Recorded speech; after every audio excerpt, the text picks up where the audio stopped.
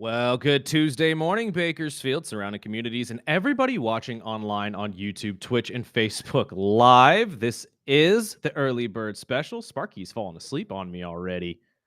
No.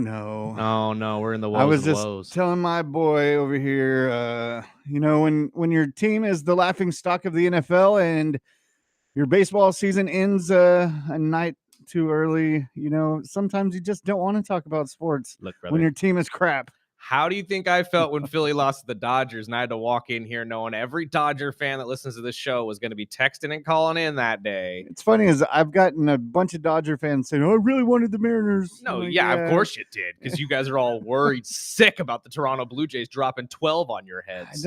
I don't see it happening, but we'll get Again, into we'll that. see. We'll get into the doubleheader of Monday night.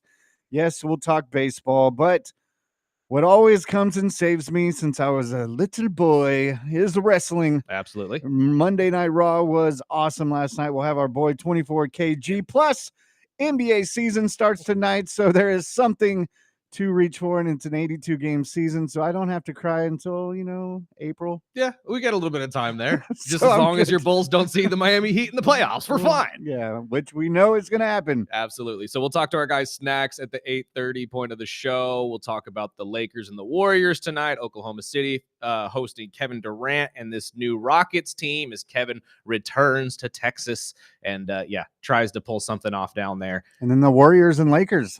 That's going to be an interesting matchup, especially with LeBron not playing. Luka gets his first chance to actually lead his Lakers, because that's essentially what this is. And to be honest with you, I think they're going to look better than without LeBron. Or with LeBron, I mean, I'd be here. Yeah. I this is going to be very interesting. And there's some talking points, I guess. We don't necessarily have to get into it, but we might, of this fire book release that apparently Russell Westbrook came out and really just shined a light on a lot of the fakeness that is LeBron James. There's a lot of beef there that we didn't know about, thanks to The Athletic. I read the entire thing last night, and oh boy. And it's not something that really, I don't think anybody big surprise kind of saw coming, right? But again, we'll get to that at some point when we talk with our guy Snacks at 8:30.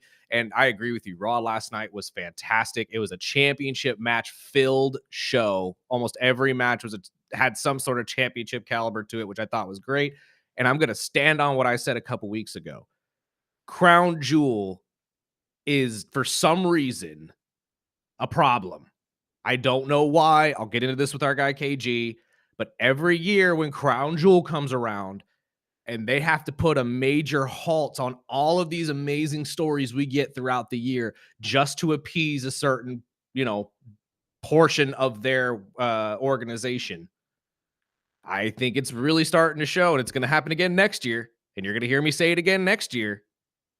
But I think Crown Jewel, they got to figure something out to make that bigger. I think there's all this talk of a second WrestleMania. No, what you should do is make Crown Jewel the second WrestleMania and figure out a way to make that bigger than it already is, because it's so they can lead up into the stories. Right. It's just a lull, though.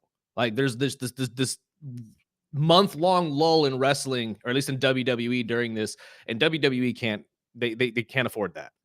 You can't, especially with the rates that tickets are going now, the amount of people that show up to your shows and expect excellence because of how much they're paying. You can't. It's just not a good sign. And speaking of money, we went out to our buddy Alejandro's Bakersfield Pizza last night. It's fantastic. And I met a Dodger fan. He actually works in water, and was talking about that. He wanted the Mariners win, and I said, well, why? And he said, well, it's because I got tickets to game 2. And now if they play the Blue Jays, it's going to switch around the schedule. Yep. And, we're going to have to find a different game to go to. And I said, well, how much were the tickets? And he said, I didn't get nosebleeds, but he's in the second section around third base, and it was $1,200. Sell your kidneys, sell your livers. I mean, if you want to see anything World Series based in Dodgerland, it's going to be a lot of money. And that's just to get in the door. I mean, again, and I've been saying this for months, not necessarily on this show, but if you go back as long as, listen to our podcast days and stuff like that, we've been talking about this. And I've been saying, as long as they have Shohei Ohtani on that roster, it's going to keep going up. Yeah, he said the third base line in the lower section was 25 grand for 4 tickets. And what's I was funny, like, okay, about 5-6 grand. I had a Dodger fan, I won't say who, try to explain to another baseball fan how Shohei Ohtani's contract works yesterday in front of me, and they blatantly made it wrong.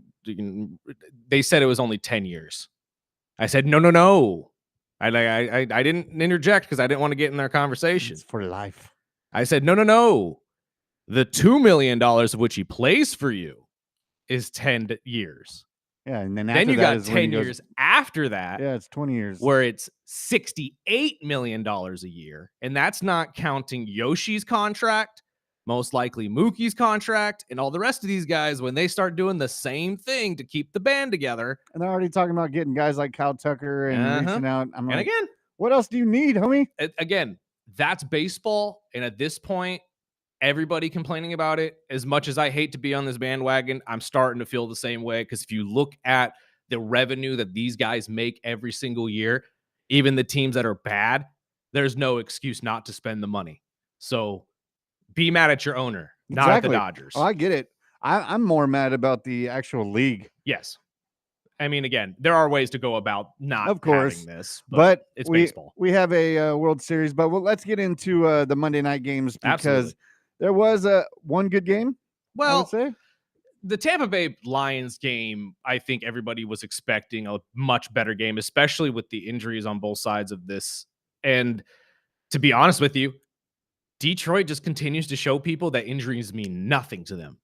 Absolutely nothing. And this is a team that had literally their entire starting secondary out, including the nickel corner. So they're used to it. That I agree, but at the same time, have you ever heard of an NFL team have an entire section of their team gone and still show up like this? No, not that shows up, but I've seen it from Detroit in the past. Right. I mean, what they had 36 players on the IR last year. Oh yeah, and they were still putting people to sleep. And at this point, I just think it's a testament to Dan Campbell. Exactly. I think it's a testament to Campbell and how he's able to motivate these guys and just pretty much keep everybody on the same level in terms of ability to play. When we all talk about next man up, everybody just kind of says that, assuming the next man up is going to be just as good as the man who left. I think Dan Campbell goes out of his way to make sure these guys are just as good, if not at least able to step into the role to take over if need be. I think those are the types of players he signs. Yeah. He wants these players that have that same dog mentality. Right. And that's that's the whole drive to it, right? It's just the motivating factor to know when it's your time, and we need you to step up. Now, on the opposite end of this, obviously Tampa Bay on offense also dinged up a lot. Ibuka dealing with an injury, although he played. You lost Mike Evans early in this game to a broken clavicle. Collarbone. Something. And a concussion. Yeah. I mean, that one looked rough. I know Coach came out and said it's going to be most of the season he's out. Yeah. He wouldn't say the remainder of the season, but he said the majority of it. Which sucks for me because Mike Evans is the pinnacle of consistency in fantasy football, and I'm now going to have to drop him and find somebody that's going to fill the void, which is not easy to do. And, of course, I mean, Tampa's always been dealing with wide receivers that drop most of the time. I mean, Godwin was out last night, which – even when he was back, he wasn't looking like the Godwin of past. And, now with Evans down, obviously they've got plenty of talent at wide receiver, but they're dealing with injuries. But again, that rookie receiver is one of my favorite rookies this year too. He's a fantastic receiver, and it's another testament to how great Ohio State is for developing these guys the way they do. But again, this team in Tampa Bay played as hard as they could. It's just they're depleted. You could tell they had some of the offensive line come back, including their best offensive lineman at Wirfs. That didn't help much. And Baker can only do so much by himself. He's not Josh Allen, but he's still good enough to be an MVP. It's just you need more. I don't mean to make it sound like Tampa is lacking because they're still a great football team. But when you go against teams like Detroit, or, later on in the year when you're going to have to most likely face guys like Philadelphia or something, or, these bigger name teams in the playoffs, you need as many of your stars on the field as possible. Right now, Tampa doesn't have that. So they're depleted and most likely will look rocky until all these guys can get back and healthy. So I wouldn't necessarily take this as a game of, damn the Tampa Bay Buccaneers. I think they're going to be fine. but it is definitely starting to show these injuries and the injury bug may be what stunts this team out. And I've been saying it since the beginning of the year, and maybe it's my little biases with being a Falcons fan, but I see a handful of holes in Tampa Bay's game that I think can be exploited by teams. I think Detroit was just the first one to really look at it and say, oh, hey, look, that hole is glaring right now. Let's just utilize that and abuse it. That's exactly what happened in last night's game. 24-9 was the final. Jared Goff looked like Jared Goff. And I think everybody needs to stop disrespecting Jared at this point. There's a lot of disrespect for Jared and just saying he's a system quarterback. He's not that good. This guy's been that good. He's been able to sling the rock for the Rams and for the Lions. Let's give him his respect. And Jahmyr Gibbs having a career day, 200 yards on the ground. I mean, it's hard to beat a team that's doing that, right? It's hilarious because, all the media is like, oh, they're going to feed Montgomery. That was their problem. It's Montgomery. They need to get Montgomery the ball. I was like, dude, no. They're both talented, and you've got a plan for either one of them. And what's funny is that both of them understand, or at least have that understanding, that if one of them's going off, the other one's not going to get the rock, and they're cool with that. Sonic and Knuckles. Exactly. In fact, they try to one-up each other, which I find amazing. And that is the competitive, it's the competitive nature you want. Especially when you hear that this, Montgomery breaks away for a 50-yard touchdown, looks at Gibbs and says, see, I can do what you do even better than you. Like, that's the type of camaraderie you want on the team. It's a competitive. The only issue is you're going to run into the same issue Atlanta is right now with Tyler Algier and Bijan. Eventually, you're going to have to pay. And I don't know if you're going to be able to pay both. So live it up while you can, Detroit. But eventually, it is going to end, because it's really hard to pay everybody in the league. I did catch, while you brought up Bijan, I watched a cool little segment that they did ahead of the Falcons-Niner game Sunday night, where Bijan put all the praise into working out and with Christian McCaffrey. Yeah. I was like, okay. I'm waiting for running back you. Yes. I'm waiting for this. Because that would be awesome to see. And the portion of the conversation that Sparky's talking about that I'm referring to is they were asking Christian and Bijan why they worked out together. And both of them said, well, Kittle and Kelsey got their tight end you. Now we're seeing edge rushers do the same thing. Why not have a running back you? And to be honest with you, I think a lot of you teams out there with running back needs would really benefit from a running back you right now. Getting these guys working together, figuring out how to, play as the other one does. And I don't care if you're a pro or a 12-year-old kid. If there is a camp with Bijan, Saquon, and Christian McCaffrey in it, and you're a running back, you better be there. You better be there just to soak up as much info as humanly possible. Well, that's what Bijan had said. He said, working out with him was awesome, but I wasn't worried about the running side. I wanted to learn more about the reception side. Yeah. And he said that just the couple weeks that they worked out together, he said he feels like he's grown as just a running back, all-around running back. Make yourself a dual threat, man. I'm telling you. And one thing that Atlanta's starting to do that I really enjoy, if you notice while they're playing, they'll drop the tight end back as a fullback instead, Charlie Warner as a blocker, the sixth blocker, and they'll move Bijan out to slot. And that's beautiful to me because nobody really does that in the NFL. Sometimes you see the 49ers do it with Christian when they need to. But if Atlanta can utilize that and have Bijan be a running back and a wide receiver at the same time, Atlanta you can throw them both in at the same time.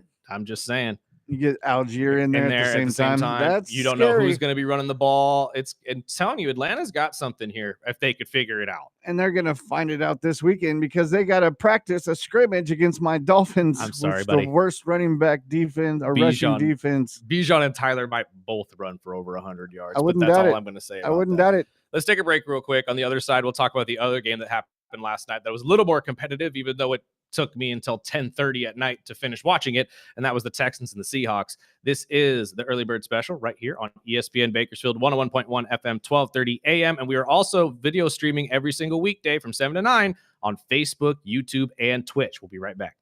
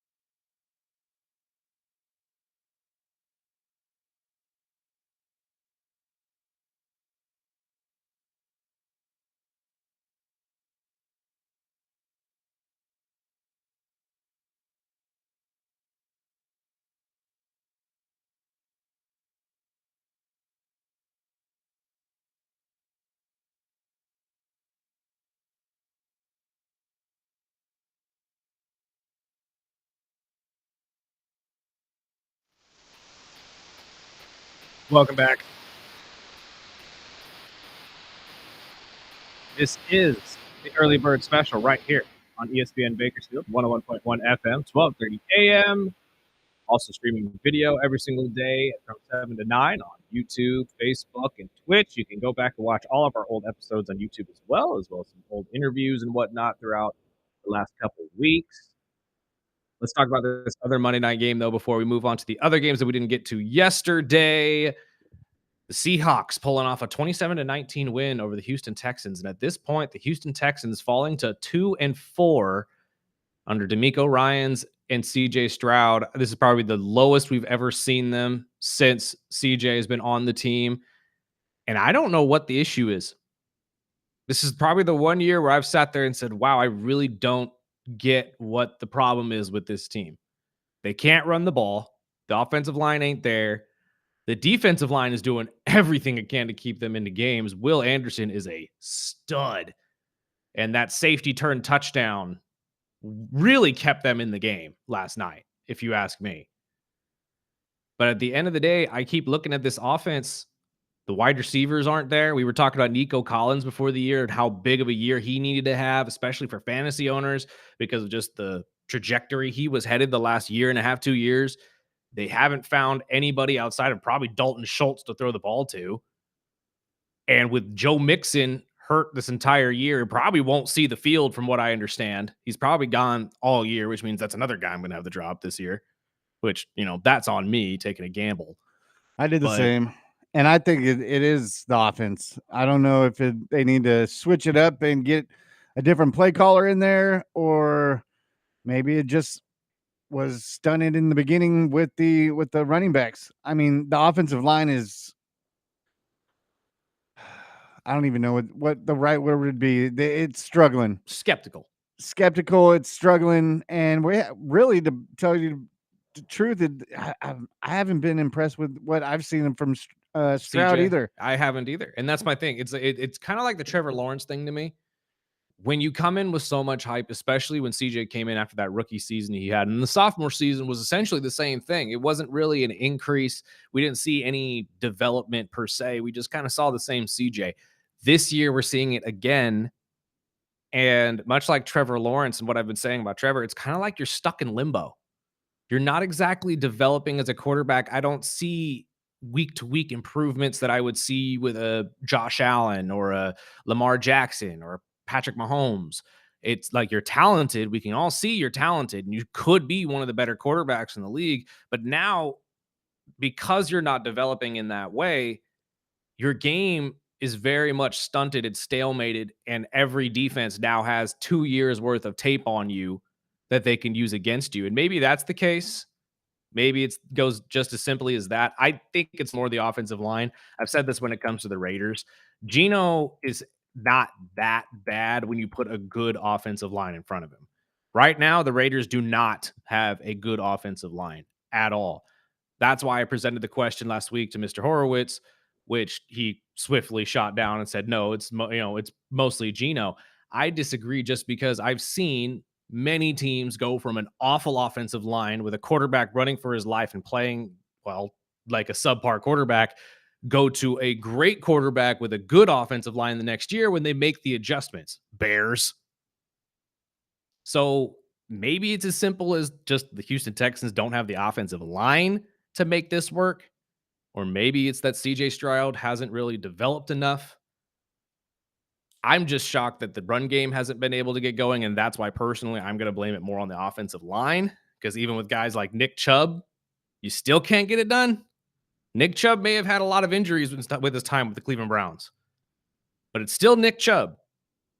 And the fact that he can't get a hole anywhere, really, that's a big question mark to me. And Woody Marks last night, who has been a solid pickup for them for a while, 10 carries for 15 yards.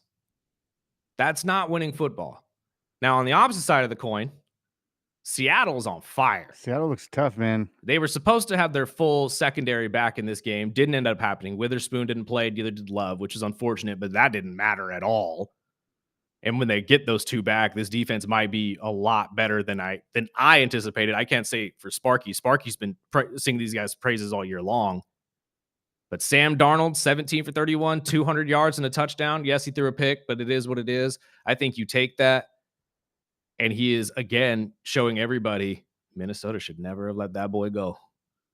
Should never have let that boy go. I don't think a lot of people were expecting that coming into this year at all. And I was thinking, oh, it's just Sam Darnold in this offensive scheme in Minnesota, and Seattle is a defensive minded type guys, and I think Seattle's tough, man. Mm-hmm. And I wouldn't count them out, especially when they're at full health. But those running backs and Nigba, I mean, everyone is on fire right now in Seattle. Smith and Jigba is a stud. 8 catches, 123 yards, and a touchdown. Now, mind you, he's pretty much the only one Sam is throwing the ball to at this point, but it's the only one he needs to. No. And for the first time I've seen in a while, their run game looks solid. I mean, yes. 2 running backs that are splitting carries, and neither of them can get over 100 yards, but they're still pulling it off and at least keeping the offense at a decent pace. So I think Seattle's figured it out to a point to at least keep themselves competitive. Problem is that you're in the NFC West, and you're going to have to deal with the 49ers and the Rams, who are both, in my personal opinion, a little bit better than you. I think I read this morning that the Titans released Tyler Lockett due to his. Do you think he makes a return? I think he's coming back to Seattle. I wouldn't be surprised, and I think he's going to be a perfect fit. And you know what's funny with Cooper Kupp not exactly filling the role that I think they were hoping he would. And he's the one that threw the pick. Yes, he is. They gave it to I'm not even gonna get into it. That was a ridiculous play. 1 target this entire game, by the way, Sam. One for Cooper. That's it. I mean, that's been the norm. It is. You're absolutely right. It has been ridiculous. The norm. It's absolutely ridiculous, but it's something that I think that Seattle still needs to address, because just as I just said, Smith and Jigba is the only guy you really throw the ball to. As much as grief as I give them for not throwing the ball to Cooper Kupp, Cooper is the second top receiver on this team, and that's statistically. And I'll read this off for you just because this is ridiculous. Smith and Jigba has 50 catches on 70 targets for 800 yards right now, okay? And I believe he leads the NFL in that category, if I'm not mistaken. Cooper Kupp is second with 24 catches on 33 targets with just under 300 yards. So more than double. Yes. And we've been seeing in AJ Barner's graces on this show for the last couple of weeks. If you need a tight end in fantasy football, he's third with just under 200. So do we see the problem here? I mean, not that it really is a massive problem, but you cannot only have one wide receiver in the game today and expect to be successful. So I did see that yesterday with the Titans releasing Lockett, and I could not wait to ask you that question, because to me, it seemed like Tyler said, I want to go back home. Yeah, this is crap. I don't like it here in Tennessee. It did not work out for me, and I think that both Seattle kind of realizes now, okay, letting go of Tyler didn't exactly work out the way we thought it would, and Tyler leaving for Tennessee didn't work out the way he thought it would. And maybe that helps Cooper Kupp. Maybe it does. Maybe it gets them another target, and Cooper can actually go out to wideout instead of playing at slot. But again, I don't know exactly what you got to do to get Cooper Kupp's yardage up or whatnot. But at this point, I don't think it really matters. Keep throwing the ball to Smith and Jigba. If you're winning games. You're 5-2 right now. And I can honestly say I did not expect this from the Seattle Seahawks at all. It is a pleasant surprise. It really, really is. Let's take a break. We'll get to the rest of the games that we didn't get to talk about yesterday, break down a little bit more about that comeback the Broncos pulled off on Sunday as well, and much, much more. This is the Early Bird Special right here on ESPN Bakersfield, 101.1 FM, 1230 AM.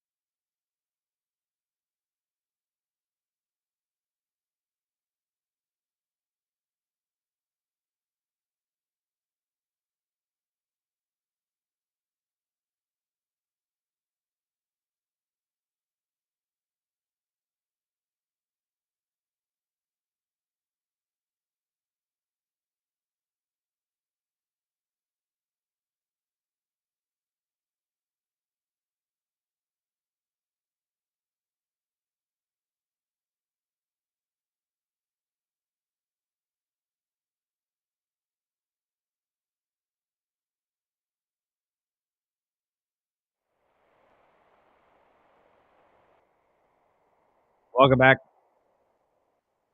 This is the early bird special right here on ESPN Bakersfield, 101.1 FM, 1230 AM.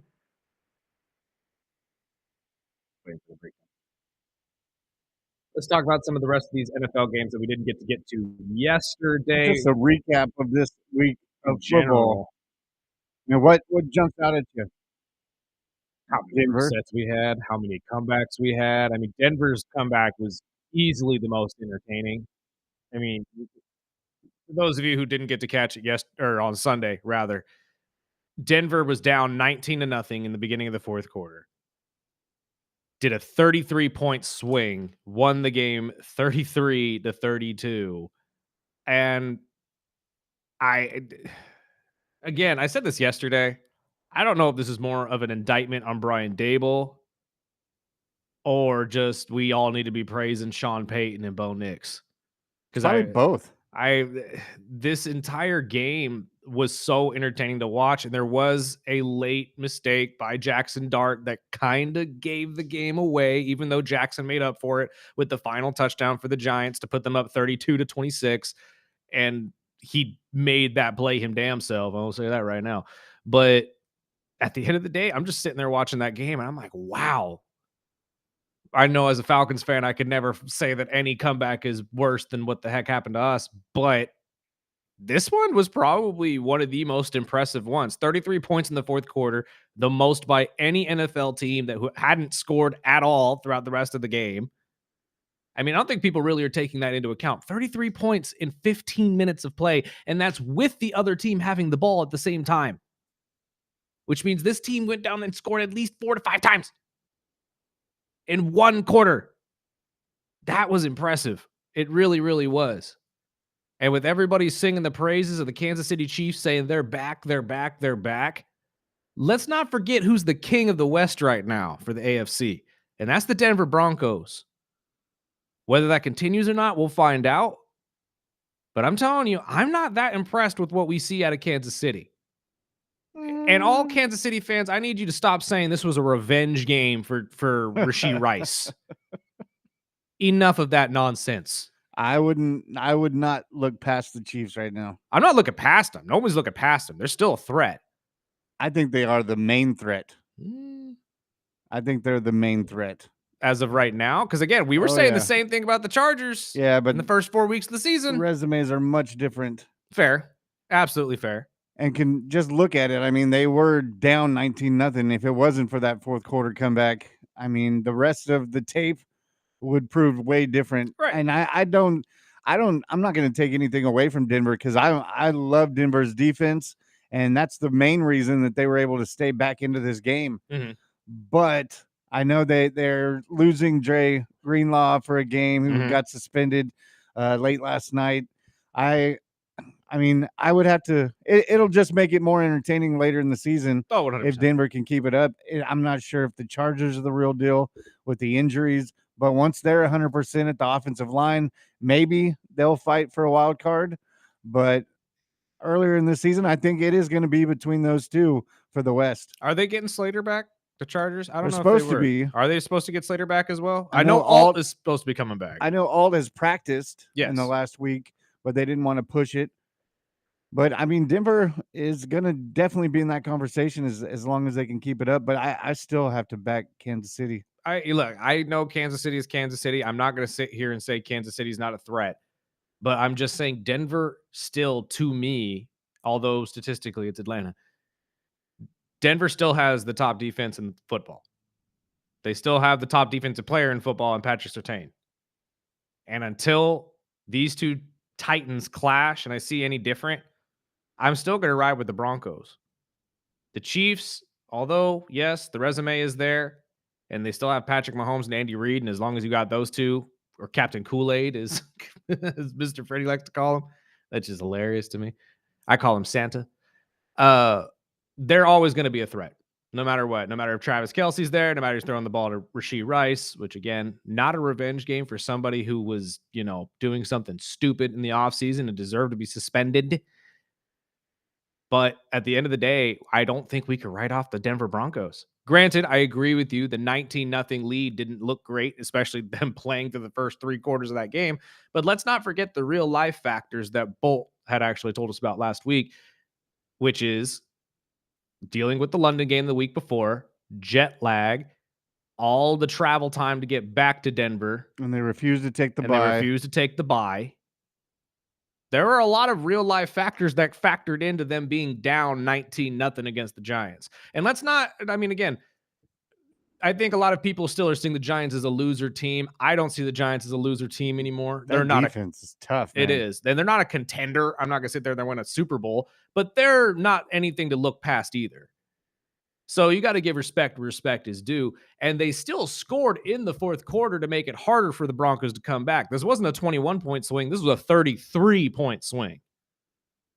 So I think that that warrants the Denver Broncos still being atop of the AFC West and still being the major threat of the AFC West until the Chiefs can usurp them, which again, I mean, you could say the same thing with the Patriots. No, it's true. And I honestly right now will say the same thing about the Patriots. I mean, the Patriots look tough. It was what I was expecting out of New England, especially with Vrabel back. Yep. That defense. And now it seems like they've put the right pieces and made Drake May a much more comfortable quarterback with the coaching and with the guys around him.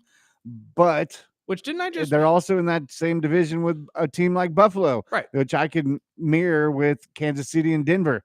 I think the defensive-minded coach of New England and Vrabel, and to see what are we going to see in the second half of the season with Josh Allen and the Bills without the weapons that he's used to having. Right. No, when Kincaid is your key guy, then you've got to do something before this trade deadline if you're going to get this push over the hump. That's fair. No, that's absolutely fair. And honestly, I would say the same thing about the New England Patriots because they're in the exact same boat.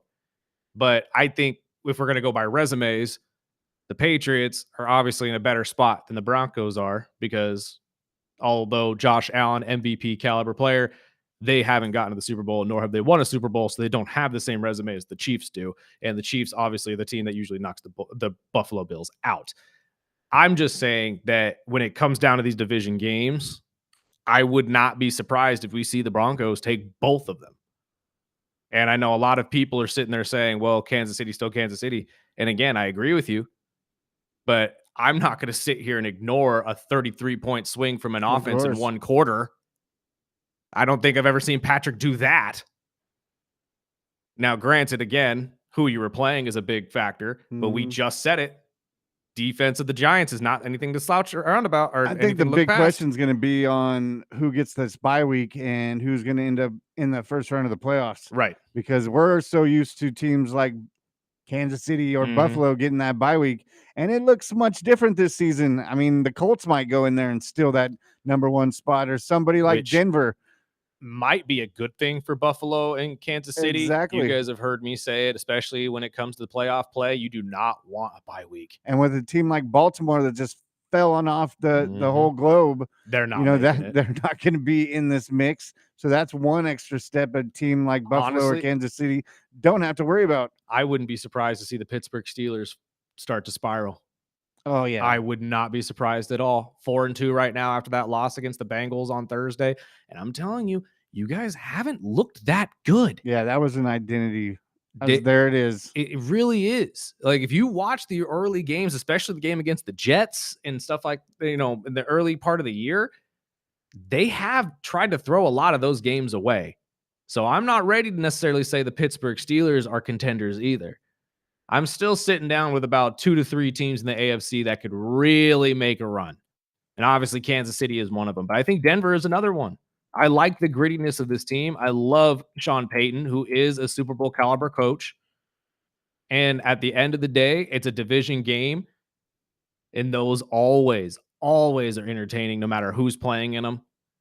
I believe in Bo Nix, man. I don't know what it is. I was just talking to our GM, Billy Smith, the other day. And, he's a diehard Bronco fan. We were talking about this game. And I told him, I was like, you know what? Like, there's something about Bo Nix that I just get behind. It started when he was a rookie. They threw him out in the fire and told him, you're either going to burn or you're going to thrive. And he ended up thriving. The first couple weeks, he looked bad. but they figured it out. Sean Payton found an offense that worked for him, and they've really thrived since. And there's no reason for me to believe that the Chiefs are just going to magically waltz in and still be able to manhandle them like that. I just don't see it. Well, we've cornered the AFC. Let's take our break. We'll get into the NFC because there's some teams that you could probably think the same thing. Is Philadelphia the real deal? Is Dallas all of a sudden in that mix? We've talked about that defense, but the way Dak's playing, and we could bring up teams like the Seahawks or the Vikings that might be in that mix as well. But we'll talk about that and much more. Feel free to call or text in with your comments at 661-842-2000. We are the Early Bird Special.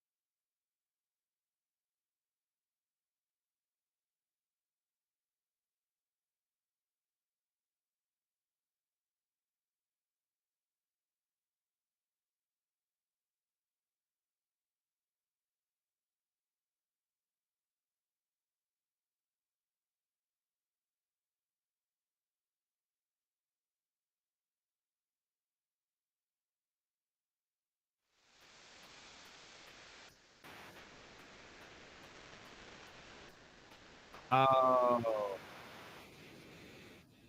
It took me a sec to realize what song this was. I'm not gonna lie to you. I sat there and was like, "Wait, I don't think I've heard this one before." But no, yeah, no, I've heard this one before.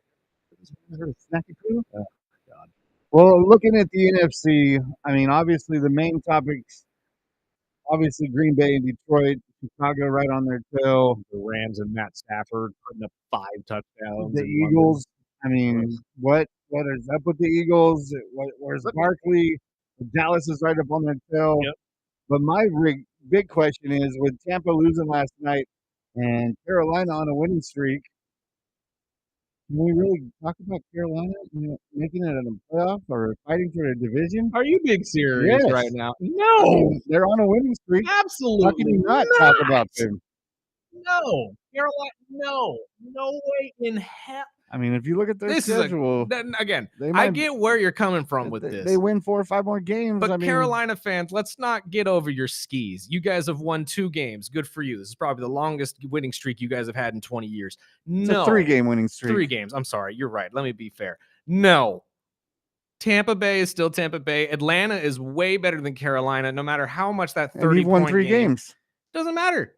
Does Team that not is on a matter. 3-game winning streak. You You can't put just say, "Oh, it's I Carolina." will put my life savings up right now. Carolina doesn't sniff the playoffs. They're already sniffing it. Again, at the end of the year, we got plenty of Okay. time. There's We'll see. we got 10 games left. We will see. 10 games. Bryce, no, it's not going to happen. I promise you right now, there's They no win way. 4 more games, they're right there in Let's 500. look. I'm gonna look up the Panthers. Let's see. Just saying.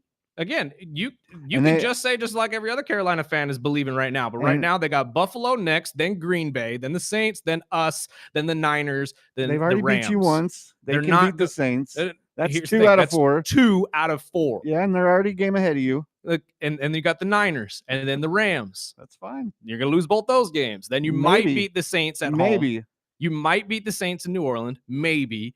Then you got Tampa Bay at home, then Seattle, and then Tampa Bay again. Yeah. Ain't no way they're winning We'll most of those see. games. We'll see. No. Looking at the paper, I mean, I didn't think they were going to beat Atlanta either, but it Again, happens. It's football. the 30-0 game was a fluke. I'm throwing It's that just out easy there. to give crap to you. I know, but but I'm it's just let- funny to see that Carolina is even in the mix. No, 100%. Don't get me wrong. It's as shocking to me as it is to everybody else, but no. They're Obviously they're not definitely going to a make the contender. playoffs. There's teams like, No. I mean, if you look at the NFC West, there's 3 teams tied with 5 wins. I Yes. mean, it's going to be a tough uphill battle, and I don't think we're going to see one of these teams that make it under 500 like we're used to. Not in the NFC this year. I agree with you. I think there's a lot of talent in NFC. And honestly, we may see all 3 of those teams who are 5-2 in the NFC West in the playoffs, to be completely honest. Seattle looks like a playoff team. The Rams, the Niners. The Rams and the Niners. I mean, again, the Niners, even with all the injuries, still look solid unless we see a massive just spiral, which I doubt. I think if it's going to happen, it's going to when to be- Purdy comes back. To be honest with you, with the rate they're going to, if Christian keeps this going, he's a shoo-in for the MVP. I don't care about Patrick Mahomes. We're talking about we're talking about a running back who's top 10 in wide receiver stats and in his own rushing stats. Like, that doesn't happen often. And if we're going to sit there and sing the praises of Saquon Barkley last year, you have to sing the praises of Christian McCaffrey this year, because that's literally all San Francisco has right now is Christian McCaffrey. Now, granted, this last game against Atlanta was the best running game he's had all year, but he still has over 500 receiving yards. He's top 12 in rushing yards. He's leading this team to a 5-2 record with Mac Jones at quarterback. I love Mac, but let's be honest, it's Mac Jones still. And, Mac's been looking good. Mac's been looking good. And honestly, I know he's the first love of Kyle Shanahan. And that's going to be the big question to me coming down the pike here is Kyle going to stick with Mac, or is he going back to Brock? He said when Purdy's healthy, 100%, he's our starter. But that's the easier thing to say. They are the same guy. You cannot sit there and tell me they are Matt Ryan light. That is all Brock Purdy and Mac Jones are. They are Matt Ryan light. It's all you need if you're Kyle Shanahan, somebody who is an accurate thrower to mid to short range stuff, dink and dump the entire way while relying on the running back to do the rest. It works. But I'm telling you, I'd ride with Mac Jones at this point. I would until he doesn't. I mean, again, but it's a good problem. I said that last have. week. I didn't expect Purdy to be back, and even when he's healthy, right? Why would you pull somebody that's winning games? Right. It's a good problem to have for the 49ers, but it's still a problem you're going to have to deal with at some point in time down the road. Now, the rest of the NFC. My thing is Dallas a real team, and are the Eagles going to put something together to fight them off? Eagles, yes. I think I said it yesterday. I would expect the Eagles to figure out a way to make this offense diverse again, like they did last year, and get the running game going. They're bringing back Brandon Graham out of retirement, which was wild. Just signed his deal this right morning. after Zadarius Smith retires. Brandon Graham says, "I'm coming back for year 16." Mm-hmm. I don't know how these NFL players can do that. I really don't, and not necessarily in the sense of like, how are you allowing them to do that? I'm more saying, how are you still in shape? Like, if I'm retired, I'm not working out no more, my guy.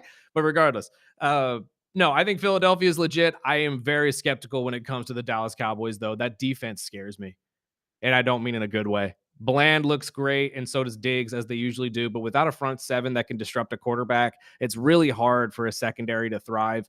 And when you're going against teams like Philadelphia and now an up-and-coming team like the Giants, it's going to be hard to keep winning games as frequently as you do. I think they fight for a wild card spot, but the Eagles are still the number one team in the East to me. And it's hard really for me to say anybody can usurp them at all.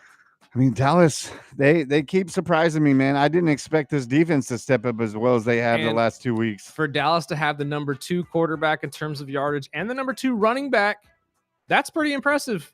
That's pretty damn impressive. But I still just, the defense lacking the main pieces, especially Micah Parsons, it's hard for me to say that they're at least a contender. And the Packers make me nervous. I'm not a believer anymore. And I'm nervous. I'm not a believer anymore. And I was going to pick them last week, and about 5 minutes before kickoff, I pulled them out and I went with Kansas City. Dude, they play low to teams they should be crushing, and they play up to teams they have to fight against. I do not really subscribe to teams like that. It's hard to. But we got to take a break. On the other side, we'll talk to our guy 24KG about all things wrestling. This is the Early Bird Special right here on ESPN Bakersfield.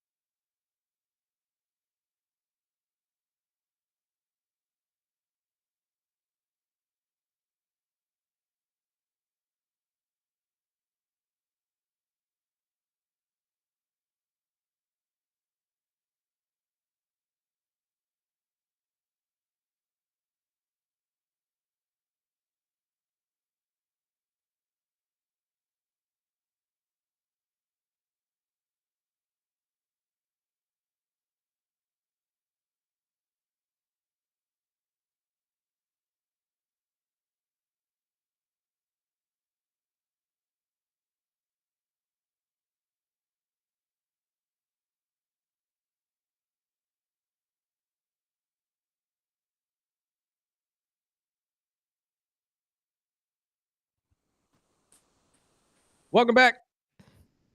This is the Early Bird Special right here at ESPN Bakersfield, 101.1 FM, 1230 AM.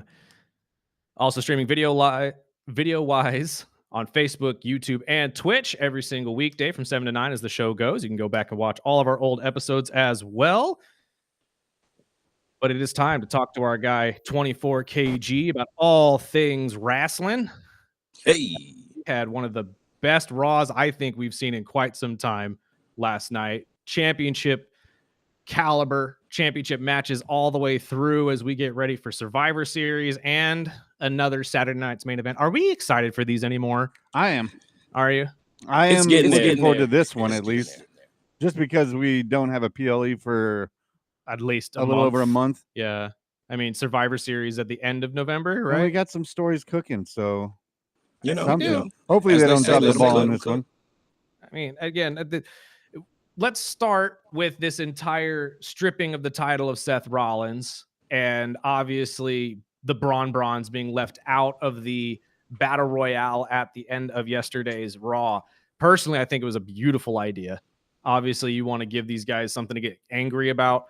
That seems to be their entire MO, coming in through running roughshod through Raw and SmackDown just when they are told no. But how do we feel about this matchup being formulated? We got CM Punk against Jey Uso in a very interesting way last night as well. KG, we'll start with you. Well, first, I would like to just say that I feel like Braun Breaker is getting a disservice. A disservice? A disservice by his lack of implementation in this championship picture that's being laid out before us on a pivot. You know, Seth Rollins, his injury has changed a lot. It may not seem like it, but it has.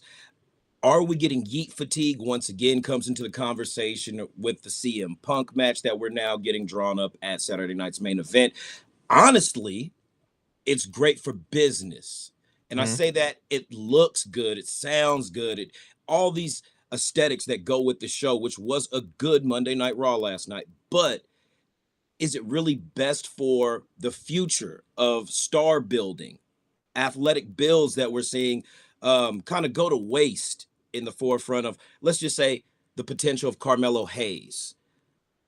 Ilya Dragunov comes back in less than a year off with injury, captures that U.S. title, pushes him right out the frame. We're not even thinking about guys like that. I feel like, honestly, LA Knight should have won the Battle Royal, but I'm not opposed to anything that happened because it did shake things up. The last 2-3 weeks have been building towards a better product, and I really can't complain. I can only nitpick. But my one, I'd have to say, disagreement with the whole thing is kind of predictable. Little bit. I mean, we've been kind of brewing to this. I agree with you. I think LA would have been a better choice. But, I mean, it seems to me that they're brewing the Usos again. Jay versus Jimmy at some point. But this time we're actually going to have some real emotion behind it. I think Usos turning. Yeah, I think so too. I saw it a little bit last night, especially with the betrayal of his brother. Which Us? Sure, oh, Jay. Jay is turning. Okay. Jay is turning more Roman. This is what I kind of got to understand. I mean, I kind of got to break it down for you. Do we really want to see a heel Jey Uso when he took an infant child and yeeted in the crowd? That was funny. He's so over with the fans. His merchandise is selling so much. Will WWE risk that lack of profit, knowing as how greedy the company is, just to turn somebody heel for an experiment? And I say yes, because we've seen it with John Cena. They'll quickly abandon ship if it all goes bad. But is it necessary? I think it is, because you just said it right in the first comment you said is the fatigue, the yeet fatigue. Yeah. Even if it's just for a couple months, and using it as a family rival is just going to make it that better. And I think Jimmy is almost, he's better on the mic. I think they see the money behind him too. Jimmy is definitely better on the mic. And it could turn into something where, honestly, I think Jey Uso is so beloved that he might just end up a tweener, because he's a pure baby face right now.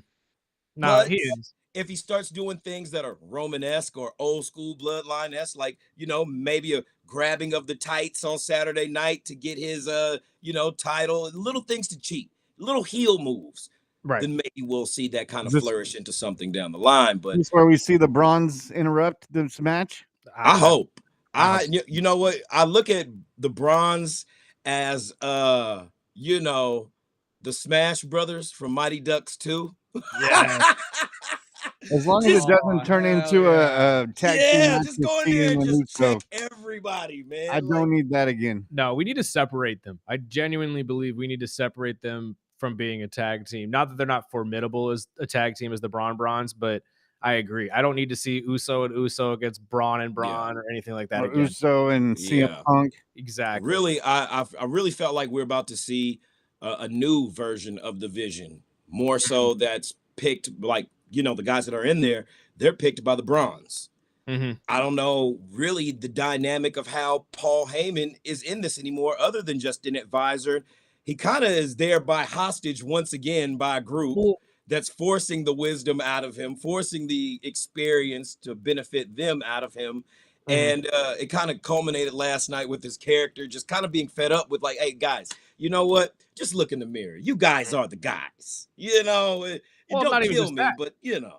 Before that, though, I mean, we got the entire interaction between him and Becky where which was awesome. He was kind of trying to woo her and say, hey, you know, if you need an oracle. You called him a penguin. Yeah, that was awesome. Yeah. With a little extra on it real quick. Yeah, he's awesome, man. It gives me the little bit of the remembrance of his late days with Solo and the second Bloodline when he really didn't want to be there, but he was kind of forced to be there. It kind of makes me wonder if Braun will be spearing Paul at some point and separating themselves from him. And again, I'm going to throw this out there. There will be a third member added to this team. There was a rumor that it was supposed to be Austin Theory in this last PLE before Seth got hurt. I'm going to throw out a name again that I haven't seen in the WWE in a while, in the last couple of weeks. Tony D'Angelo is still missing. And Tony D'Angelo and Braun Breaker are like this in real life. It would not be far-fetched, in my opinion, to throw Tony D into this group and have all three of them, which are big, burly, just menacing characters in themselves, absolutely run through the entire roster. And you could even throw Standing Lorenzo in there too, if you wanted to, because he hasn't been on TV in a while either. Makes sense. Makes sense. It really does. It makes sense, you know. But one thing I do want to just put out there, WWE is known for shelving people and then letting them go. So let's not hope Tony D is gone the way of the Wesleys and everybody, their current releases. I could tell you right now, Eric is on that list, Ivar's former tag team partner, because him not being in the Battle Royale last night and them distinctly mentioning that Ivar is moving into singles. Yeah, that was looks bad. like Eric is on the way out. Yeah, which really sucks. That's one of those wrestlers that you love to watch, but he's just been hurt every single year, and you really can't keep someone on the payroll that's not going to be, you know, performing. It's like when they had to throw in Sheamus in there, I was like, oh. Yeah. Starting feuds and following through on storylines is what I've seen a lot happen in that battle royal, which I was honestly glad to see, because there are certain things that fall by the wayside. You know what I mean? And one thing I'm glad to say that didn't fall by the wayside last night, because mentioning Becky Lynch earlier, they were in Sacramento, I believe, last night. The hometown of Maxine Dupree, one of the most improved wrestlers of 2025. She looks pretty good, but she still looks awkward. Hey, she's still green. She's still green. Hold on now. Let's back it up before we get on the hold on. I don't know if it's necessarily this is an example of somebody that's really been trying. Dude. Hey, she's got more personality than Jade Cargill. No, she does. But I'll say that most definitely. The point I'm making, it's a shame to use that as a comparison, but let me just finish up real quick. Yeah, I'm sorry. Honestly, with the opportunity that she's been given, she's maximizing it. We know she's not going to be Becky, but Becky is still giving her the goods and the rub for her future success. Now, that's one thing I can definitely say. That's why Becky's the man. That's why, we big Becky's over here. You know what I mean? But needless to say, the second match wasn't as good as the first one, but it was still an improvement in a lot of areas. And when are we going to see Natalya get inducted to the Hall of Fame for her efforts that she's putting in behind the scenes along with her husband, Tyson Kidd? That's a pure production effort from their standpoint on getting wrestlers better to improve in real time on television, because If you're not improving, you're losing, and WWE will send you on your future endeavors, as we've seen. So, no, absolutely. And Raw is definitely picking up the pace with a I lot don't, more. I don't see a lot out of action. her either. I don't think there's going to be a future with her in the WWE, but who knows? Because I wasn't really expecting or wanting to see Nikki Bella either, but there she was. That, again, I don't think anybody did. Forced. I think that would look. There's something while watching that entire interaction that made me feel like that was supposed to be Rhea before Rhea had the over the weekend, and it was real cringe. It was a real cringe segment. It was. And Nikki hasn't been around in a while. I think the fan base really let the WWE know we really don't want to see any more of her without her sister. And at the end of all of it, like, are we really going to sit there and tease that we're going to get Stephanie versus Nikki Bella? Like, really? And I'm going to throw this out because I'm a big Stephanie fan, but it almost feels pushed. What was the word you guys were saying before? It almost just feels forced. Yeah, and I love Stephanie, but I'm almost feeling like maybe we need to take a step back with her. I don't even necessarily that. I think it's more they have the same issue they have with Tiffy, which is both of these women are incredible talents. They're incredible just wrestlers in general, and you can't have them lose. Both of them have been on incredible win streaks this entire year. Tiffy was undefeated until this crown jewel loss. Stephanie has won more matches than anybody else in the company in the past year. And to have that all at the same time with both of them having championships and no real threats, no real competition, we are seeing more stories developed around the women's division in general that have nothing to do with championships than the ones that actually have the championships. And I think that's on purpose because they're trying to build those threats as we speak for people like Tiffy and Stephanie to take on. They just seem like they might be conflicting with their writers when it comes to those two. But speaking in the women's division, because I did get to catch SmackDown Live, and I wanted to throw this out. Are they going to throw a woman in the MFT? I sure hope so, and I hope it's Panina, baby. Somebody's. I hear rumblings. I hear rumblings. Needs somebody. Oh yeah, she's got to get in the ring. I mean, she's getting. Where is that women's U.S. title, by the way? That's the other thing too. Julia has been absolutely on the back end with this entire Kiana James storyline. And I like her too. I love both of them, but they really have no real threat for Julia either for that one. Like, I mean, it's almost turned away where they're putting Tiffy and her together. Because who was it that Kiana was trying to pull in last week and tell her? Oh, it was Stephanie. They were trying to pull Stephanie into this whole thing, and I'm like, that ain't gonna happen. But you can easily see a matchup with maybe Julia and Zelina Vega, who's going through a complete rebrand of her character with her husband. Maybe Chelsea. Chelsea would be a great one to go after again. Again, there are a lot of these stories that are just not being built around the women's titles. They're being built around the people that should be contending for them, which is wild to me. But again, we also heard that the Kabuki Warriors will be returning to the tag team division, which means they'll most likely be going after Alexa and Charlotte at some point as well. Whew. Which will that's gonna do numbers right there. Honestly, that's gonna be a good great match. But just Asuka against Charlotte in general would be a great match. But to throw Kyrie and Alexa in on it as well is just going to make it so much better. I just need to see Nikki Cross in a match, man. Dude, it really is shocking to me that we haven't seen it yet. I'm just as surprised because we know she's a former women's world champion. Yes. She's got down in NXT. You know, she can hit the switch and go crazy. Wrestler. There's nothing she can't do. I just feel like, as you stated earlier, the lack of competition or viable threats for even a contendership is blatant on SmackDown in the women's division right now. Well, just how the story with MFT is lining up, it looks like they're setting it up for Survivor Series. So there's got to be a woman that's going to come out with this, right? You know, it's funny you say that because, I mean, this entire last couple of months, I've been thinking they're making this Seth versus CM Punk thing for Survivor Series. But you're right. After that little interaction between the MFTs and the Wyatts, I wouldn't be surprised if that's our Survivor Series match. It's definitely going to be at least one of the War Games matches featured on the card.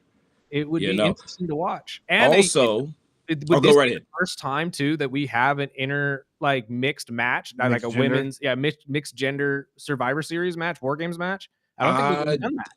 I don't think that's ever been done. You know, I don't think so. WWE loves doing things that haven't been done, See, even if they're not done right.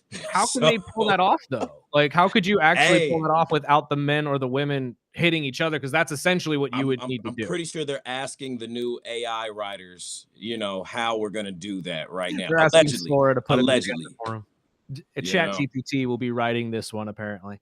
But Well, the Chat GPT didn't write that Rusev kick to the Nards last night, though. My boy woo, Dirty Dom retaining Man, his Intercontinental title. was I the Let's only one that talk thought they about were it. gonna put they were gonna put Dom in that match against CM Punk too at the end? Hey, I was like, "Oh god, are that they would have been really gonna great. have Dom with 3 belts? Hey, 3 three. belt it would have Dom?" worked. It would have worked. Oh It my it would have god. worked. It would have Yeah, worked. definitely. I have to give out some love to Dom, man, because his whole spin, not only his wrestling skills in the matches, but I mean Does he's just turning it up, does man. he kind of feel like you guys, like he does to me, that this is like what a normal person would do in a wrestling situation? Like, Yeah. I know Eddie kind of felt like that too. Like, if a normal person would be in a wrestling match, they'd obviously go about it in the ways that Dom is, like cheating, doing small things to kind of get back into the ring. He's Him, doing everything his Uncle Eddie would have done yeah, to, him to being retain a eliminated title. over the top yesterday by AJ, realizing none of the refs saw me, jump right back into the ring like nothing ever Perfect. happened. Like that's the type of stuff that I feel like a normal person would do in these kind of situations, which I think is beautiful. You For think that Dom's still character. steers away from the Cena match with him? No.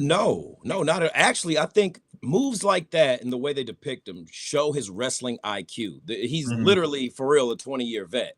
Mhm. So with little nuances to Eddie or other heels of it, everything out of Eddie's book is gold on TV. Especially when he doesn't do it correctly. When he gets over with it, it's even more like awesome. But it's the comedy aspect of how he's putting so much work into the Dirty Dom persona is what's going to keep him forever over with the crowd. Mhm. I wouldn't have been surprised if it would have been a Dirty Dominic and CM Punk main event world title shot, because once again, it's good for business. Now, whether it makes sense storyline wise, it doesn't matter. We've seen them pivot on a dime and make magic and turn, chicken crap into chicken salad at the same time. So what we're going to get with this whole shindig, I was really expecting to see Gunther return, seeing as how that's who the rumored guy for John Cena's last opponent's going to be. They kind of start, bleeding and trickling guys in slowly but surely. Nonetheless, I was wrong, but I'm looking forward to seeing his return. I It was the same thing with Nikki Bella. I thought it was gonna be Liv. Liv made a lot more sense to me. I was like, this is Yeah. gonna be perfect. Yeah, and it didn't. And because that's the other thing I'm thinking too is, when do we get Liv back? And when she does come back, Which side is she on? yeah, are we going to see her pretty much blow up this whole Raquel team? Are we going to see her just kind of go with it? I mean, both the boys lost their tag titles last night as well. Which you called Yeah, before we left. right before we left the station, I was saying that the Judgment Day would most likely be taking those belts off their shoulders.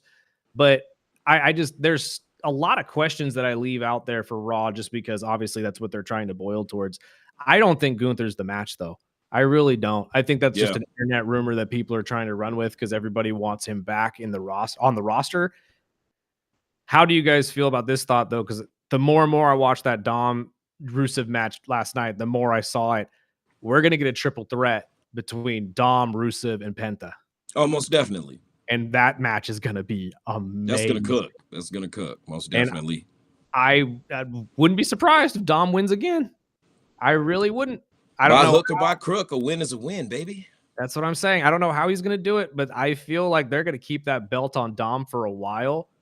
I hope for John to take it off of him at the end of November. That's what I was steering away. I was like, the way Dom is cooking, it doesn't make any sense to put him when Cena. It just it was different. The only reason it would make sense is because Cena's never had that belt. Yeah, that's the only thing. Yeah, I figured it would make sense storyline wise for him to at least get the belt before his retirement is right in sight. But we're right here. We're 4 or 5 appearances away, and it doesn't look like it's going to happen. But speaking of internet rumors, how do you feel about the whole Edge one-day swap contract situation being Cena's last opponent?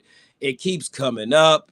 It keeps getting traction. I see no hushes What about it. is You know, people aren't going to deny things that are going to get them clicks, right? but I just don't believe it. I can't see this really happening. If it happens, hey, It'd wow, be better than mind Gunther. blown.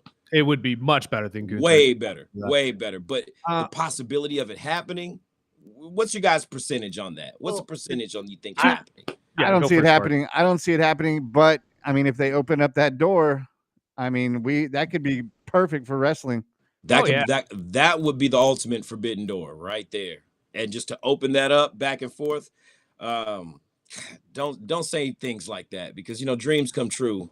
Oh Well, God, that's okay, just come on, so stop. Let's just just get back because to I was business. reading into this right now, and it's the first question that popped in my head. Technically, Edge's contract with AEW ends at the end of this month.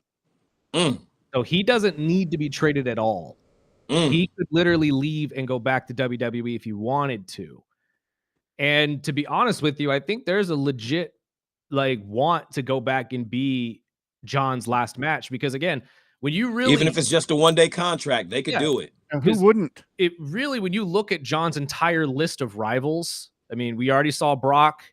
You could talk about Randy, but I don't think we're going to get Randy and John again. It just doesn't make sense. The two of them are on completely different paths.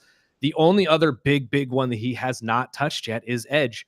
And we've already got a little bit of a nod to him, even though they sat there and said it was to Roman, which was a lie. It was definitely to Adam Copeland. But I don't think that it's out of the realm of possibility, man. I think that right now, if I was a betting man, I would put money more down on Edge being his last match than Gunther.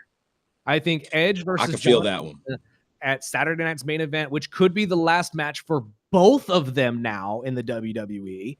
Imagine how big that would be for Saturday night's main event. That would make Saturday night's main event a WrestleMania-esque feeling. It's the only one that makes sense. Yes. Which was maybe is unless we get Brock again. Hey, don't say that because we ended up getting Baron Corbin taking out Kurt Angle. Let's just not. Look, you know, man, and that's another name that would probably never be back in the WWE, which is criminal because Baron Corbin is a worker among workers, man. Very much so. He was such a good wrestler. And a great offensive line, too, for the Bears, if you didn't know that already. Let's talk about what we have coming up, though. SmackDown this Friday, obviously, is brewing, and we are getting ready for this entire Saturday night's main event. Do you have any predictions? I mean, obviously, we're sitting here waiting for somebody to step up to be Tiffy's next opponent. Do you think you have an idea of who that could potentially be? As well as the opposite side of this, Cody dealing with a lot of stuff on his end, maybe moving on from this Drew McIntyre situation, maybe not. Do we have a match for him as well? Well, you know what? Cody did some heelish things. Are we going to see him turn heel? Doubt it. Unless he's the guy that really took out Jacob Fatu because he's just tired of playing fair with everybody, and we start seeing some dashing Cody Rhodes behavior. I would like to see it, but I don't think it's possible. Anybody in Tiffy's radar that could possibly be an opponent, I'm not seeing right now because it's just been that lackluster. There's nobody that's given her a decent feud in a while, and they keep running back the same stuff. So I would like to see a fresh face, even start an open challenge with that women's title in the U.S. women's title that we haven't seen in God knows how long. I need to see something develop over there with that. Nonetheless, another thing I want to address, can we please get the tag team division just merged? Can we just do that already? No, actually, no. Is it too much to ask? You know, you thousands of dollars for tickets, $50 a month PLEs now. Can we just get the tag division merged? I see your point, but I think you would run into the same issue, which is the issue that the women's tag division has, which is there's only one pair of titles, and there are way too many great tag teams that deserve the belts. And then you got the politics of each brand and each network. We want champions on our show. Can't have a show without champions. Hey, right. Credit and to how Raw long has it last been night, since though, we've for seen giving us, 3 to 4 championship matches last night, something like right. that. That was crazy. But how long has it been since we've seen Alexa and Charlotte on Raw? Too long. Let's be honest. So it's like, it's too long. I personally think they need to make a secondary belt for Raw's tag team division for the women's side, and they need to separate them again. And just so we actually have some opportunity for people like the Kabuki Warriors and a lot of these great women's tag teams that don't get the love they deserve. Because to be honest with you, I think that's why we lost a lot of great tag team divisions to these releases, like the Party Girls and Kaden Carter and Katana Chance, who now I believe are on AEW. At least one of them is. Yeah. And we lost them because they didn't have the opportunities a lot of these other people had. And they were a legit tag team, legit tag team. So yeah. So that's my point. Is like I don't know if merging the tag division, especially on the men's side where it's already congested as hell, would actually work. You know, I think they're trying to stir that one up with Tiffy. Going back to Tiffy, I think that match that she has this SmackDown is. I think they're trying to stir this one up for her next opponent. That's possible. Yeah, they could be. Do you think there's anybody that could actually take the belt off of her though? That's the real question. Because without a credible, you know what? Yes. I got one for you right here. They do a call up. Well, it's not like it's a fresh call up, but they bring Jordan Grace up to SmackDown. Boom, debut, take it right off of Tiffy. Right then and there, you got a fresh feud. Two super athletic bombshells that are gonna go ham on each other and put butts in seats. Right there. There you go. See, that's the one. Would you rather see Jordan though, or would you rather see? Oh God, she's not Mariah May anymore. She's Blake Monroe. Bring them both. Bring them both. Bring them both. Blake Monroe, dude. Because Blake Monroe could take that U.S. title right off of Julia and make it something like Chelsea did. And Blake Monroe, this entire like two sides to her character. The one side being the pretty, Marilyn Monroe side. The other one being the real crazy, like I'm gonna scar you for life kind of. I'm gonna leave a boiled bunny on your front doorstep. Yeah, I'm here for it, dude. I'm telling you, like it's a great character, and I think it would be a great contrast to Tiffany's just athletic superiority complex. You know what I mean? Because that's essentially what we get with Tiffy is the badass Barbie, the badass athletic Barbie. With Blake Monroe, you get the traditional Barbie that's also a serial killer on the other side. It'd be a great contrast with both of their just characters and their styles in wrestling. I would love. I get those hand that rocks the cradle vibes from Blake when she brings that psycho character out. And for those that have not seen that movie, don't do yourself a favor. Do yourself an honor and watch that. You're gonna laugh. I know it sounds crazy. Just mix it all up because there was a time that she was creeping behind the conversations, and I need Nikki Cross. Me too. In a match. You have it's been too long. I need Nikki Cross. Please, Paul, can we get her in a dang match already? But we have run out of time. My guy, we will actually be doing some extra stuff hopefully this weekend. Wrestle Dream was over the weekend as well. We have to get our Got to talk about it. Got to talk about it. Fantastic pay-per-view for AEW. So look out for that on the YouTube channel. Bump that is coming very, very soon. Probably not from the central location of where these videos take place, but we do want to get them started early and get them out there for you guys. KG, my friend, thank you so much for your time as always. We will talk to you next week. Is there anything else you want to get out there before we let you go? Before we get out of here, I just need Matt Cardona, Zack Ryder. I need his, you know what I mean, run back on Kane. I seen some footage back in the day. I don't know how I missed. He got thrown off the stage in a neck brace, and they never gave him his just due. So I need to see my guy get his revenge on Governor Kane, Mayor Kane, whatever Glenn Jacobs is doing these days. Put these guys in there, give them a check, do something for the nostalgia, and call it a day. Imagine if Glenn actually called Matt for if he's going for a re-election. And that would be great. That'd be a great spot. For a promo. Come out me. Come out me. Selection season, hey, let me put you in this wheelchair and throw you off the stage in a neck brace. Again. I crushed the competition. It's him crushing Matt Cardona. That'd be fantastic. And he's laying there again. Yeah, but that's about it, guys. You know what I mean? You guys subscribe, stay notified, and we'll see you on the flip side, man. Early bird special. We got to take a break. On the other side, we'll talk to our guy Snacks. The NBA opening day is today, and you have two fantastic games to watch on ESPN. This is the Early Bird Special right here on ESPN Bakersfield.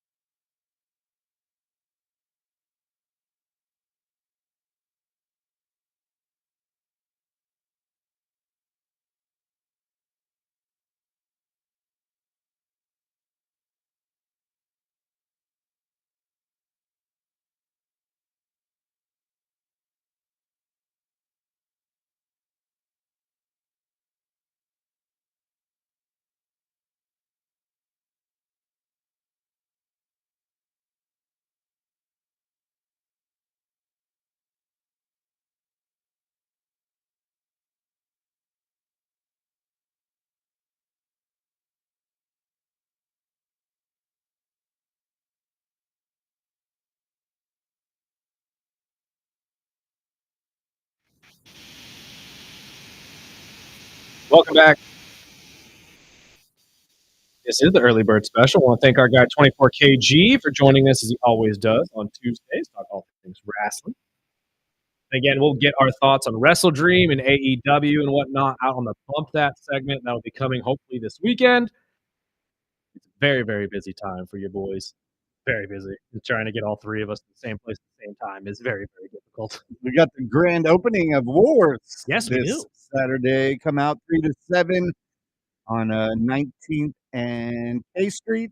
We'll have the whole block shut off. There'll be tons of vendors and 5 bands playing. Yep. Our very own Sparky will be hosting the event along with Dan Betts will be out there doing some comedy as well, I believe. Jim Scott. We got all sorts of people. The mayor will be out there. Get Go you out there, some get you a burgers. burger, baby.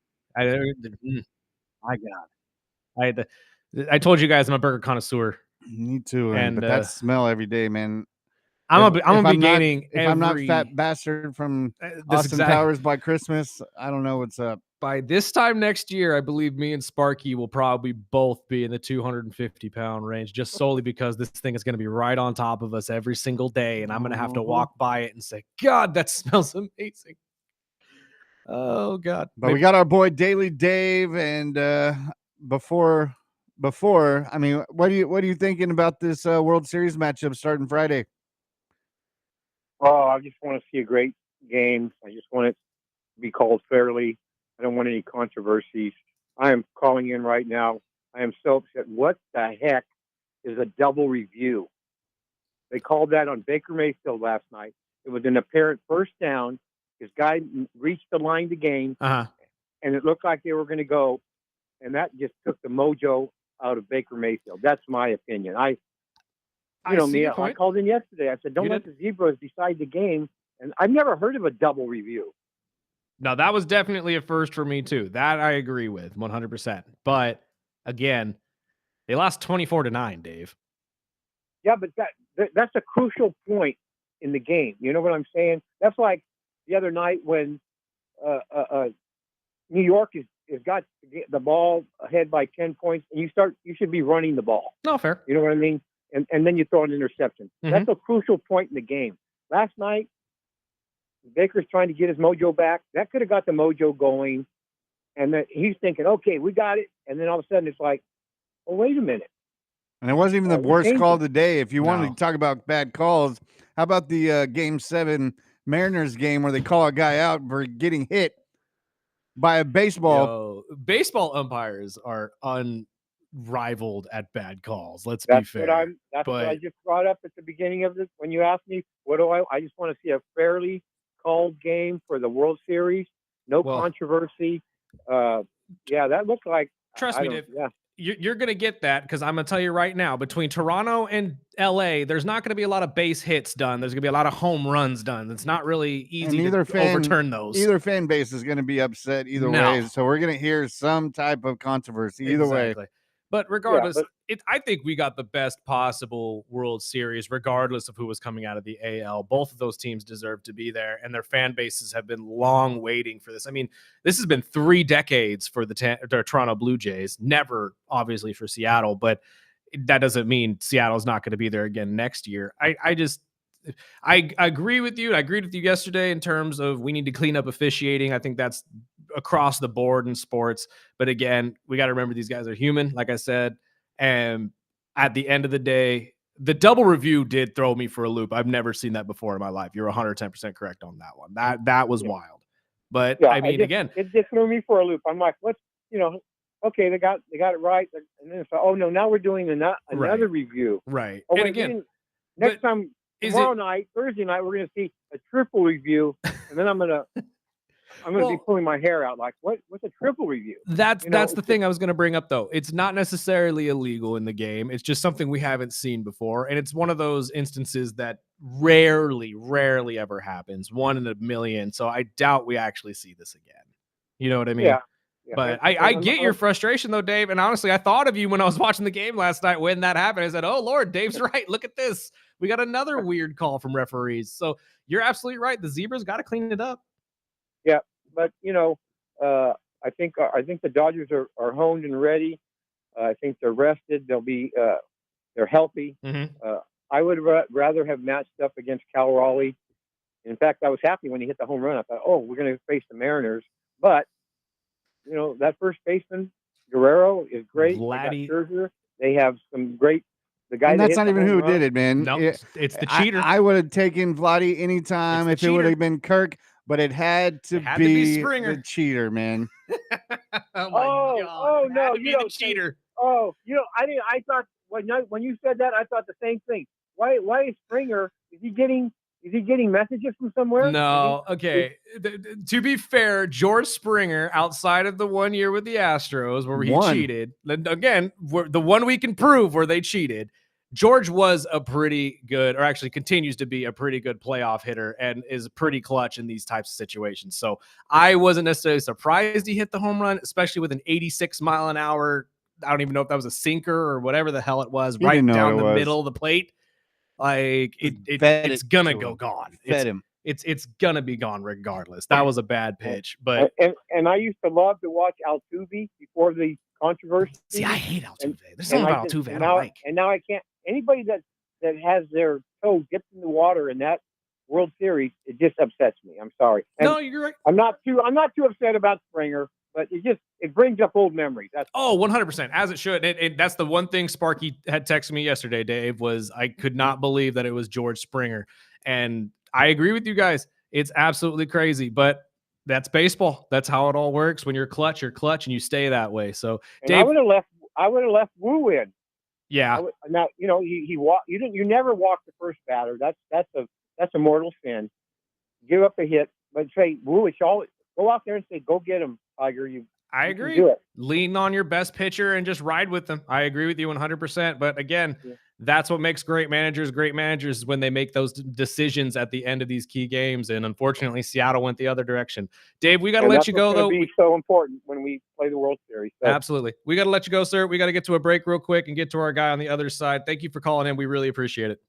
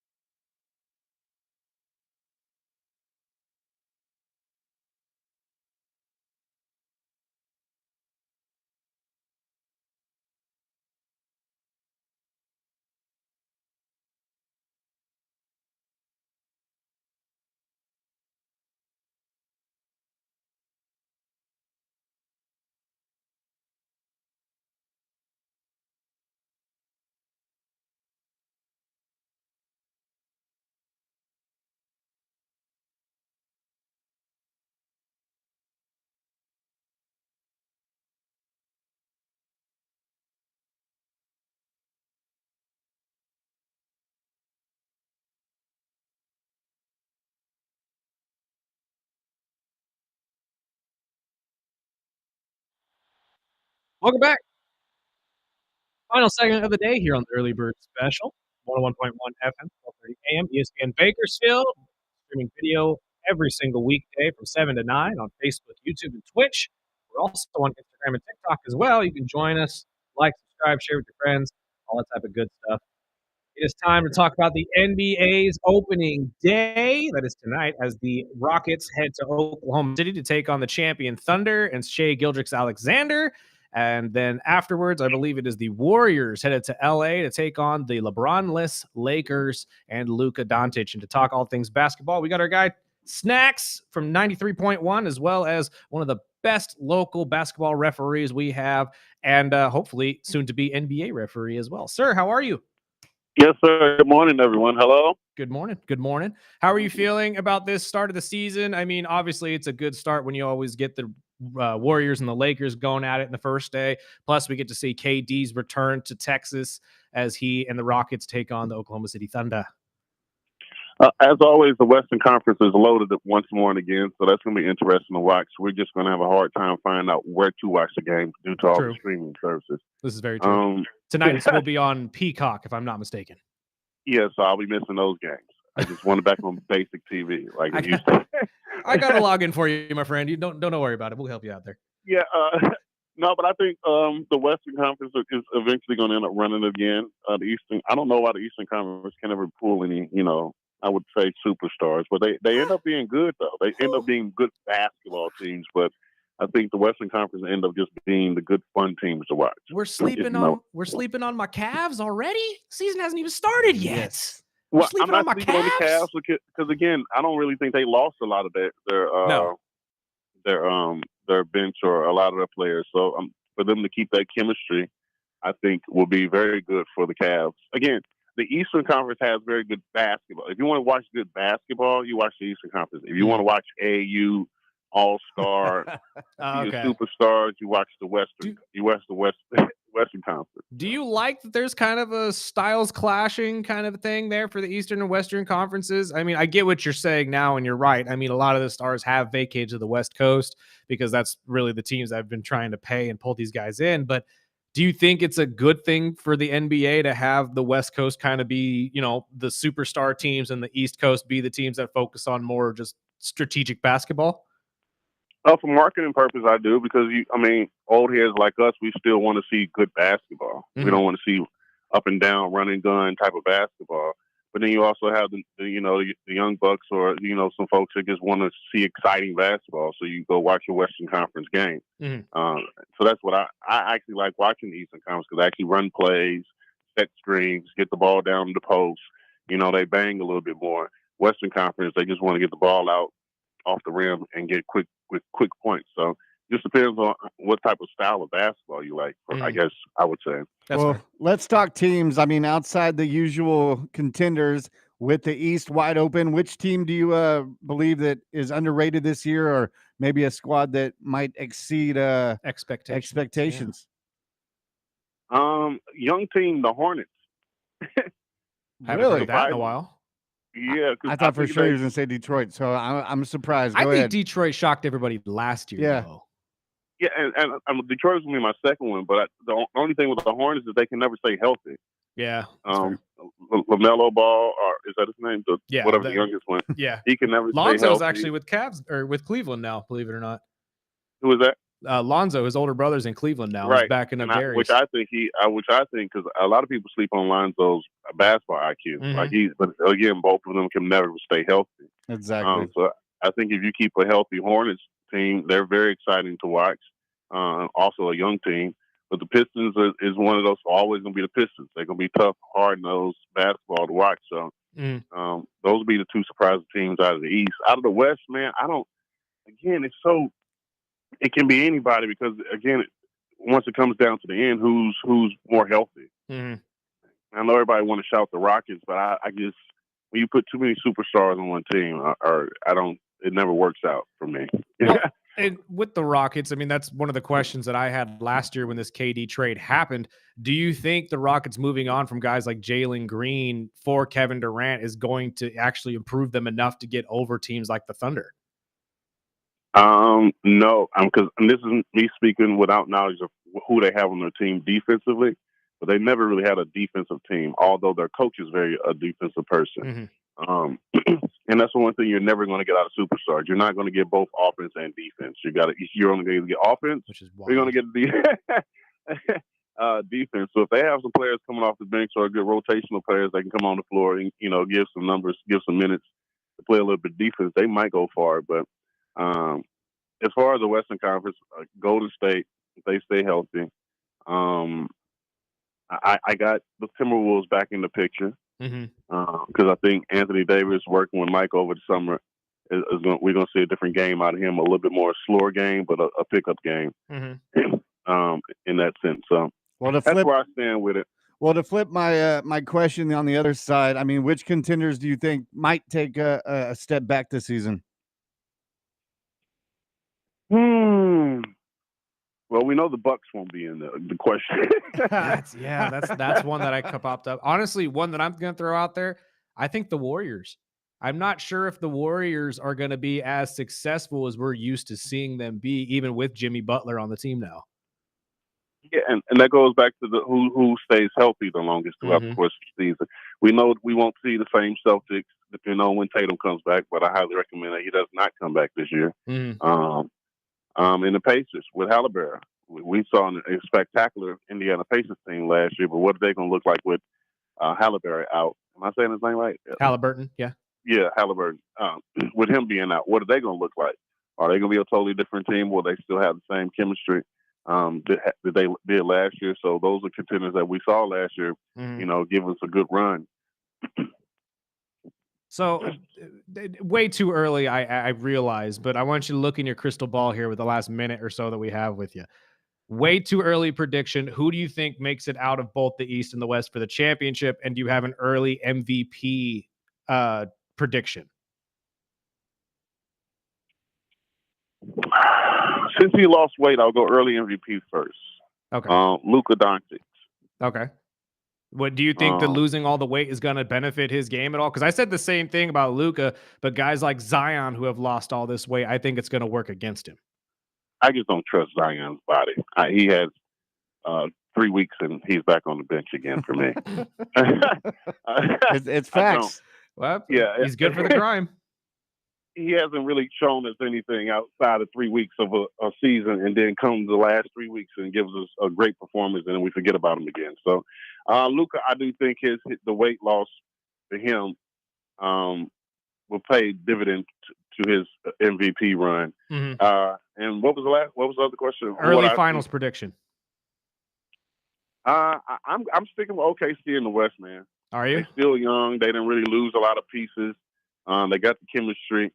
And out of the East, again, I like your Cavs pick. If the Cavs can stay healthy and keep their chemistry going with some of the pieces that they added, I think they'll be a good one in the race too. Man, from your lips to God's ears, my friend, it's been a while since I've seen Cleveland in a championship game.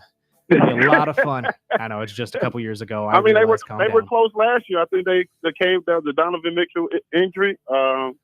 Well, and Tyrese was on a tear. That Pacers team was just otherworldly. It's hard to beat a team that has that much momentum. But yeah, and they were knocking down shots. And when you're playing teams that's shooting the ball like that, it's very hard. Exactly.